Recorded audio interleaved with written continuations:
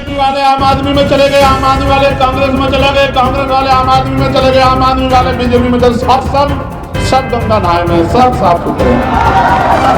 ऐसे जेब कट रही है, आपको खबर नहीं लग रही है। पेट्रोल के दाम 2 रुपए 4 रुपए, कभी हम 47 रुपए का लिया पेट्रोल और डीजल 35-36 रुपए का, आज देखो 100 के करीब चढ़ गया है। और आता था 450 का सिलेंडर, अब 1100 रुपए चढ़ गया। कोई पूछने वाला नहीं है, सब पैसे वालों की खीर है। पूंजीपतियों को, व्यापारियों को, अडानी को, अंबानी को और बड़े बड़े पैसे वालों को पैसे वाला बनाना है। गरीबों की विजय भाई जेब काट लेंगे, ये बहुत मक्कार लोग बैठे। सम्मानित साथियों, इस देश में वोट का अधिकार सबको नहीं था। इस देश में राजतंत्र था, राजा महाराजा राज करते थे और जो रानी के पेट से जन्म लेता था उसके माथे पर लिखा होता था कि ये राज करेगा, ये राजा बनेगा। लेकिन एक समय ऐसा आया, आजादी का संघर्ष स्टार्ट हुआ, आजादी के संघर्ष में सब लोगों ने बलिदान दिया और एक समय ऐसा आया कि अंग्रेजों के पैर उखड़ गए। अंग्रेज जाने लगे तो कहने लगे कि चलो देश तो आजाद मांग रहे हो, देश आजाद हो भी जाएगा, लेकिन चलाओगे कैसे, कैसे चलाओगे, क्या तरीका चलाने का, हर आदमी तक सुख सुविधा कैसे पहुंचाओगे।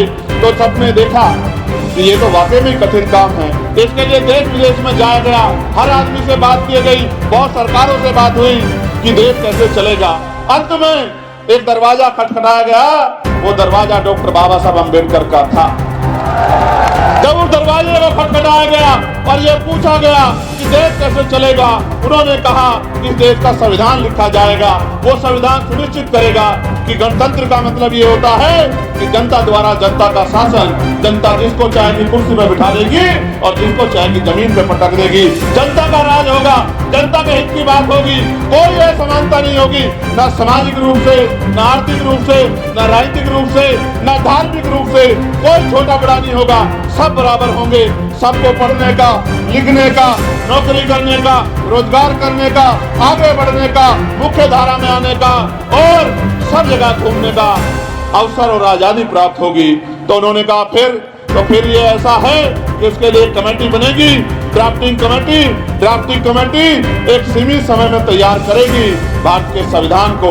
और 2 साल 11 महीने 18 दिन बाद वो संविधान बन के तैयार हुआ। मैं तो कभी कभी सोचता हूँ, तोमर साहब, जब मैं सुनता हूँ गणतंत्र के कार्यक्रम को, तो वो कहते हैं आज हम आजाद हुए थे।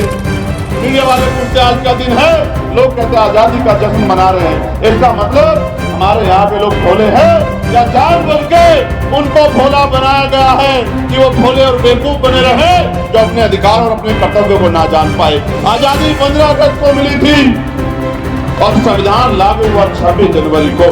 वो 1947 था और ये 1950 है था, जिस 1950 ने सुनिश्चित किया कि रानी के पेट से राजा जन्म नहीं लेगा। राजा वो होगा जिसको जनता चुन के भेजेगी, जिसको वोट की ताकत से बनाएगी। और इतनी शक्ति दी आपके हाथ में, इतनी शक्ति कि आज चुनाव के समय बड़े बड़े कुर्ते वाले, बड़े बड़े कोट पैंट वाले, बड़े बड़े महलों वाले, झुग्गी झोपड़ियों वालों की बस्तियों में आते हैं, माओ के पैर छूते हैं, बहनों का हाथ पकड़ते हैं, बुजुर्गों से आशीर्वाद लेते हैं और ये कहते हैं नियाज साहब कि मेरे सर में हाथ रख दो, मैं आपका बेटा हूँ, मैं आपका भाई हूँ, मैं आपसे प्रेम करता हूँ, आपकी तकदीर बदल दूंगा। ऐसी मीठी मीठी बातें करके आपको गुमराह करने का काम करते। ये क्यों करते हैं आपको पता? अगर आज आपकी गलियों में बड़े बड़े नेता घूमेंगे, उनकी गाड़ियां घूमेंगी, बड़े बड़े नारे होंगे, आपकी पूछताछ होगी, आपकी गलियों तक लोग आएंगे। ये क्योंकि इलेक्शन आया है और आपकी उंगली में वोट है। इस वोट की शक्ति से सुनिश्चित हुआ कि जनता के पास जाना पड़ेगा। भले ही 4 साल 10 महीने घर बैठ जाओ, लेकिन 2 महीने तो जनता के बीच में जाना पड़ेगा। अब वो लोग जो 4 साल 2 महीने घरों में छिपे रहते हैं, वो इन 2 महीने में आपके बीच आते हैं और उसके बाद 5, 4 साल 10 महीने आपको दिया लेके, लैंटर्न लेके, मोमबत्ती लेके उनको ढूंढना पड़ता है कि वो नेताजी कहाँ गए जो हमारी तकदीर बदलना चाहते हैं। ईमानदारी की बात करते हुए लोग जेलों के रास्ते उन्होंने छोटे कर दिए। जिन्होंने कहा था आपकी गरीबी मिटा देंगे, उनके बड़े बड़े महल बन गए, लेकिन जनता जुगीतू है। मैं तो बस आपसे कहने आया हूँ कि ये वोट आपका हथियार है। इस हथियार का अगर आपने सही प्रयोग किया तो आपकी समस्याओं का हल होगा, और अगर गलत प्रयोग किया, गलत प्रयोग कैसे आप महसूस करो। लोकतंत्र ने सुनिश्चित किया था कि जनता जिसको चाहेगी उसको चुनेगी। और जब ये लोकतंत्र शुरू हुआ तो पहले सीपी सिंह जी लोग आते थे, आपको गांव की कहावत के तौर पे याद दिलाता हूं, क्योंकि दिल्ली में तो बहुत सारे लोग आके बसे हैं, वो जानते हैं कि गांव में लोग आते थे, जैसे हमारे प्राइम मिनिस्टर कहते हैं कि मैं झोला उठा के चल दूंगा, वो झोला लेके आते थे, ठेकेदारों से पूछते थे कि कौन कौन सी वोट ऐसी है जिसको खरीदा जा सकता है। ठेकेदार बताता था कि गरीब लोग हैं, ये वोट की वैल्यू नहीं समझते, इनको पैसा देके इनकी वोट को खरीदा जा सकता है। तो चुनाव से 2-3 दिन पहले वोट खरीदने का काम होता था और उस वोट को खरीद के लोग कुर्सियों पे बैठ जाते थे। ये काम तो पुराने समय में होता था, अब तो इसका तरीका बदल गया है। वो गैर कानूनी था, अब इसको कानूनी कर लिया है। कानूनी ये है कि चुनाव के समय कोई कहता है 2500 रुपए देंगे, कोई कहता है 2100 रुपए देंगे, कोई 1100 रुपए दे भी देता है, कोई 3000 देने की बात करता है। ये वोट की, ये लोकतंत्र नहीं है, ये पैसे द्वारा वोट की खरीदारी है। वो आपकी वोट को एक बार खरीद लेंगे और अगले 5 साल तक आपको रोने के लिए मजबूर कर देंगे। ये वोट की खरीदारी है। जो पहले गैर कानूनी था उसको कानूनी बना दिया है। लेकिन जनता ही क्या करे, उनकी जेब में पैसा नहीं है, बच्चों के लिए पैसे की जरूरत है, घर चलाने के लिए पैसे की जरूरत है, उनको लगता है और तो कोई कुछ भी नहीं देता तो ये पैसे ही मिल रहे, ये कौन सी बहुत बुरी बात है, तो पैसा ही ले लो। लेकिन ऐसा नहीं है, सब लोग ऐसे नहीं है, सब लोग ऐसी राजनीति नहीं करते। ये चंद लोग हैं जिनके पास वोट नहीं है, जिनकी संख्या कम है, वो पैसे के आधार पे आपकी वोट को लेना चाहते हैं। मगर यहाँ दूसरी तरफ डॉक्टर बाबा साहब अम्बेडकर, राष्ट्रपिता ज्योतिबा फुले, छत्रपति साहू जी महाराज और मान्यवर काशीराम साहब, मान्यवर दीना भाना साहब, राष्ट्रपिता ज्योतिबा फुले के सिद्धांतों को हम लोग मानने वाले लोग, मामना राम सुवर्मा, बाबू जगदेव प्रसाद कुशवाहा, जगदेव कपूरी ठाकुर, इन महापुरुषों के सिद्धांतों को मानने वाले हम लोग जो जनता को जगाने निकले हैं, जन जागरण करने निकले हैं कि लोगों को समझाए कि ये वोट आपका हथियार है और हथियार को कभी किसी को ना बेचते ना गिरवी रखते, हथियार का सही प्रयोग करना चाहिए। और प्रयोग ये है कि जब हथियार का प्रयोग करने का मतलब आए तो वार इतना जोरदार होना चाहिए कि दुश्मन की धज्जियां उड़ जाए और आपकी ताकत बन जाए। इस बार आपके पास चुनाव में मौका आ गया है, जहां तमाम पैसे वाले लोग आएंगे, वहां आपके बीच आपके क्षेत्र के भाई डॉक्टर नियाज साहब भी हैं। मलिक नियाज साहब जो क्षेत्र की सेवा कर रहे हैं, जो परेशान है कि यहाँ का मकान धंसता जा रहा है, जो परेशान है यहाँ पानी की समस्या से, जो परेशान है यहाँ की गंदगी की समस्या से, जो परेशान है यहाँ की टूटी हुई सड़कों की समस्या से, जो परेशान है आपके बच्चों को सुरक्षा का माहौल नहीं है। 3 चीजें बहुत जरूरी है, पहली शिक्षा, दूसरी चिकित्सा और तीसरी सुरक्षा। अगर ये सरकार ये 3 चीज आसानी से लोगों को नहीं दे सकती है तो मान लेना कि सरकार आपकी नहीं है। मैं तो बस आपको जगाने आया हूँ। हमारी बहनें बैठी हैं, मैं देश भर में घूमता हूँ, हाल बड़े खराब है। 5 साल में एक बार मौका मिलता है, गलत बटन दबा दिया तो 5 साल तक पछताना पड़ेगा, सही बटन दबा दिया तो 5 साल तक खुशहाली आएगी, आपके क्षेत्र की दिशा और दशा दोनों बदल जाएंगी। मैं आपसे मदद मांगने आया हूँ, भाई नियाज के लिए नहीं, आपके लिए, कि आप अपने और अपने बच्चों के बारे में सोचो। कब तक ठगे जाते रहोगे, कब तक लोगों की बातों में आते रहोगे। लोग बड़े बड़े वादे करते हैं, फिर ढूंढे नहीं मिलते। वहीं डॉक्टर नियाज आपके बीच के आदमी हैं, आपके बीच में रहते हैं, आपकी लड़ाई लड़ना चाहते हैं, आपकी आवाज करना चाहते हैं। जब मैं जीत के गया, लोग मुझसे कहते थे अकेला चंद्रशेखर क्या करेगा, पार्लियामेंट में बोल भी नहीं पाएगा। मैंने उनसे कहा था कि मैं सदगुरु रविदास जी महाराज का वंशज हूँ, सदगुरु रविदास जी महाराज का खून मेरी रगों में दौड़ता है, बहुजन महापुरुषों का खून मेरी रगों में दौड़ता है। अकेला चंद्रशेखर आजाद अगर सरकार के नाकों चले नाक से चले ना चबा दिए, तब आप मुझे कहना अकेला चंद्रशेखर आजाद पार्लियामेंट में पूरी सरकार के सामने कोई भी घटना कहीं की भी हो, सीना तान के आंख से आंख मिला के अपनी बात को उठाता है और कोशिश करता है कि आपकी एक भी समस्या ऐसी ना बचे जिस पे काम ना हो। और मेरी लोकसभा की बात आप पता करा के देखना, कल तक हमारे लोग दफ्तरों के बाहर लाइन लगाते थे, आज अधिकारी हमारे लोगों के घरों के बाहर लाइन लगाते हैं कि बताइए सांसद जी ने ये काम कहा था, आके हमें फिर पूछेंगे, डांटेंगे, पूछेंगे काम क्यों नहीं हुआ, आप हमें बताइए कि आपका क्या काम है। जहाँ काम नहीं होता वहाँ अधिकारियों को उनकी दशा दिशा दिखाने के लिए हम लोग लेके जाते हैं कि चलो जाके देखो। क्यों? आपको ये बताना जरूरी है कि ना मैं आपका मालिक हूँ, ना अधिकारी आपके मालिक है। हम आपके नौकर हैं, आपने हमें वोट दी है, आप हमें तनख्वाह देते हैं, आप टैक्स देते हैं, उससे हमें तनख्वाह मिलती है। आपकी सेवा करना हमारी जिम्मेदारी है, आपकी आवाज पे खड़े होना हमारी जिम्मेदारी है, आपकी आवाज बनना हमारी जिम्मेदारी है, आपकी समस्या का हल करना हमारी ड्यूटी है और अपनी ड्यूटी को करना हमसे आता है। जैसे आपने मुझे वहां ताकत दी, ऐसे अगर आप यहाँ ताकत देंगे तो यही बदलाव आपको यहाँ किराड़ी में भी देखने को मिलेगा। मैं किसी को बुरा नहीं कहता कि कांग्रेस ने क्या किया, भाजपा क्या कर रही है, आम आदमी पार्टी क्या कर रही है। आप अपने आप से पूछो कि आपकी जिंदगी में क्या परिवर्तन हुआ। क्या आपकी जेब कटनी बंद हुई है? क्या प्राइवेट स्कूलों में जो बहुत बड़ी बातें की जाती हैं, क्या आपके बच्चे सबके सरकारी स्कूल में पढ़ पा रहे हैं? क्या सरकारी स्कूलों में उस तरह की पढ़ाई मिल रही है? क्या अच्छे अस्पतालों में इलाज की व्यवस्था अब आपके लिए मुफ्त हो गई है? क्या अस्पतालों में अच्छा इलाज मिल रहा है? डॉक्टर है या नहीं है? ये सब हवाबाजी दावे हैं, मैं इनको बखूबी जानता हूं, मगर मैं आपसे कहना चाहता हूं बहुत कुछ करना है। दिल्ली जो देश का दिल है, इसको सुंदर बनाना है। उससे भी पहले आपके घरों को सुंदर बनाना है। सरकार ने कहा, और मेरे आज भी याद है, दोनों पार्टियों ने बड़ी बड़ी रैली की थी 2020 में कि सारी कच्ची कॉलोनियां पक्की कर देंगे, सबको पक्का मकान देंगे, सबको रजिस्ट्री देंगे। आप हाथ उठा के बताओ, क्या वाकई में रजिस्ट्री मिल पाएगी? इनका बस चले। ये वो बस्तियां हैं जहां कभी खंडर हुआ करते थे, आपने मेहनत कर करके सीट पे आज इनको महल बना दिए हैं। ये सरकार की आंखों में चुभ रहे हैं, ये जमीन सरकार आपसे छीनना चाहती है। इसलिए जो लोग 70-72 साल से बसे हुए हैं, आज उनको उजाड़ने के लिए नए नए कानून बनाए जा रहे हैं। हम इस सरकार को जानते हैं। आज कोई खुशहाल नहीं, न कर्मचारी, न अधिकारी, न जनता। कर्मचारी परेशान है, पुरानी पेंशन पे सरकार का स्टैंड नहीं है।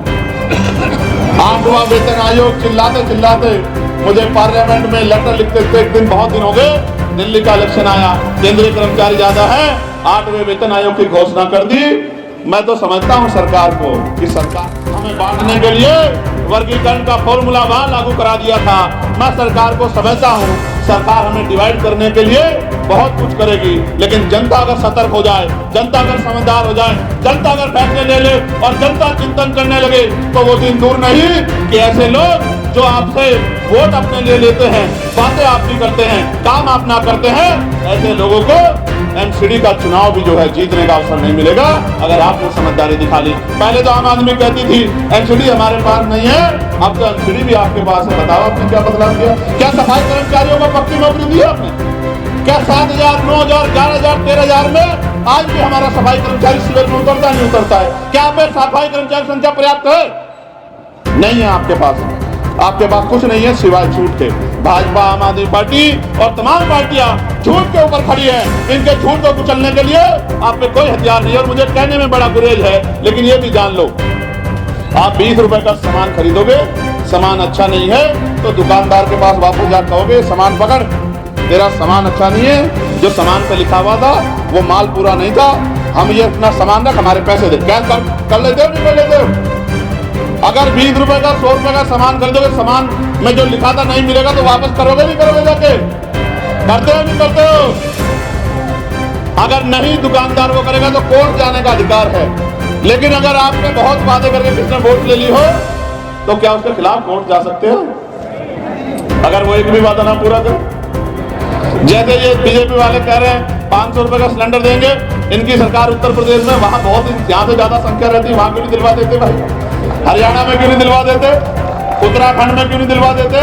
मध्य प्रदेश में क्यों नहीं दिलवा देते? राजस्थान में क्यों नहीं दिलवा देते? क्योंकि चुनाव आपके यहाँ, तो इसलिए आपके यहाँ 500 का सिलेंडर है, बाकी जगह चुनाव में। समझे आप? मैं यही कह रहा हूँ। केजरीवाल जी ने कहा कि भाई कितने पैसे करे? 2500, 2100, और पंजाब वाली सारी बहनें याद कर रही हैं कि हमारे 3-3 साल के पैसे दे दो। मैं बस आपको यही समझा रहा हूँ कि अगर आप 100 रुपए का सामान खरीदते हैं तो सामान को ऐसे उठा के देखते हैं, उसकी एक्सपायरी डेट देखते हैं, उसमें माल पूरा है नहीं देखते हैं। लेकिन जब आप करोड़ों रुपए से कीमती वोट डालने जाते हो, एक बार नहीं सोचते जिसको वोट दे रहे हैं चुनाव के बाद ढूंढा मिलेगा नहीं मिलेगा, आपके किसी मसले में आपके साथ खड़ा हो जाएगा नहीं हो जाएगा, आपकी आवाज उठाएगा नहीं उठाएगा, इसको कहीं ढूंढ लोगे नहीं ढूंढ लोगे, ये आपकी मदद करेगा नहीं करेगा। बस आंख बंद करके जाति धर्म के नाम पे वोट दे के आते हो और फिर कहते हो बदलाव नहीं। तो बदलाव तब होगा जब पहले आप खुद को बदलोगे। इन झंडों के चक्कर को छोड़ो। इस बार 5 तारीख को जब वोट डालने जाओ, एक एक वोट आंखें खोल के, आंखें बंद करके नहीं, आंखें खोल के, क्योंकि अगर आंखें बंद की तो कोई और बटन दब जाएगा। आंखें खोल के, सोच समझ के केतली का बटन दबा देना और अपनी समस्याओं की लड़ाई लड़ने की जिम्मेदारी मेरे और डॉक्टर नियाज साहब और आजाद समाज पार्टी भीम आर्मी के भरोसे छोड़ देना। फिर आप देखना, आपको पता लगेगा आपने क्या किया। जो 75 साल में नहीं कर पाए दिल्ली में, वो इस बार कर लेना, फिर आप देखना कि बदलाव होता है नहीं होता है। इसलिए मैं अपनी वाणी को विराम देते हुए आप सबका धन्यवाद करता हूं और आपसे कहना चाहता हूं, एक बार खड़े हो जाओ और मेरे साथ खड़े होके बताओ, नारा लगा के कि बताओ बदलाव चाहते हो नहीं चाहते हो। आवाज कम है मेरी ज्यादा, ऐसे उठाओ दोनों हाथ, कुर्सी बंद करो। बताओ बदलाव चाहते हो नहीं चाहते हो। बदलाव की कीमत चुकानी पड़ेगी, चुका दोगे नहीं चुका दोगे। जज साहब को वोट दे दोगे नहीं दे दोगे। इनकी मदद कर दोगे नहीं कर दोगे। केतली का बटन दबा दोगे नहीं दबा दोगे। अच्छा मेरे एक बार जल्दी नीचे बैठ जाओ अपनी जगह। इंटरनेट चुपचाप से 250 रुपए, पहले 150 रुपए का था, फिर 199 का, फिर 249 का, फिर 299 का, और आज ही कराया मैंने, हो गया 369 रुपए का। ऐसे जेब कट रही है, आपको खबर नहीं लग रही है। पेट्रोल के दाम 2 रुपए 4 रुपए, कभी हम 47 रुपए का लिया पेट्रोल, और डीजल 35-36 रुपए का आज देखो 100 के करीब चढ़ गया है। और आता था 450 का सिलेंडर, अब 1100 रुपए चढ़ गया। कोई पूछने वाला नहीं है, सब पैसे वालों की खीर है। पूंजीपतियों को, व्यापारियों को, अडानी को, अंबानी को और बड़े बड़े पैसे वालों को पैसे वाला बनाना है। गरीबों की विजय भाई जेब काट लेंगे, ये बहुत मक्कार लोग बैठे। बीजेपी वाले आम आदमी में चले गए, आम आदमी वाले कांग्रेस में चले गए, कांग्रेस वाले आम आदमी में चले गए, आम आदमी वाले बीजेपी में चले, सब गंगा नहाए में, सब साफ सुथरे। इसलिए मैं धर्म की राजनीति नहीं करता हूं, मुद्दों की राजनीति करता हूं। जब तक आपके आंसू नहीं सूखेंगे, आपकी गरीबी बेबसी दूर नहीं होगी, आपके घरों में सुख सुविधाएं नहीं आएंगी, जब तक आपकी समस्या हल नहीं होगी, मैं वचन देके कहता हूं कि हम भी चैन की नींद नहीं सोएंगे, संघर्ष करते रहेंगे। और भाई नियाज जी, मैं इनसे भी आग्रह करूंगा, घर घर जाके लोगों से अपील करो, हमने संघर्ष करके यही कमाया है। मेरे आज भी याद है, नए साल का यही महीना था, एक बच्ची को घसीटा गया था, यही विजय सुल्तानपुरी पड़ता है, कोई पूछने वाला नहीं था। भीम आर्मी के लोग सुबह सुबह मौके पे पहुंचे थे, 11-12 किलोमीटर बच्ची को खींचा गया था और उसके परिवार के पास पहुंचे थे। मैं ऐलान करके गया था कि अभी चंद्रशेखर आया है, कुछ घंटों में चीफ मिनिस्टर भी आएगा और आके इनकी मांगे पूरी करेगा। एक ताकत पैदा किए संघर्ष करके। मेरे घर जाने से पहले चीफ मिनिस्टर का ट्वीट आ गया था कि हम इनकी मां का इलाज कराएंगे, इनकी मदद करेंगे, इतने पैसे देंगे, इस बेटी को की जो है न्यायिक जांच कराएंगे। ये मैं इसलिए बता रहा हूँ, सोचो अगर चंद्रशेखर ना होता तो शायद आपके आवाज पार्लियामेंट में उठाने वाला भी आज कोई नहीं। इसलिए अब ऐसे दोनों हाथ उठा के बताओ, मदद कर दोगे नहीं कर दोगे। चलो बहुत बहुत धन्यवाद। जय भीम, जय भारत, जय संविधान, नमस्कार, आदाब, सत श्री अकाल।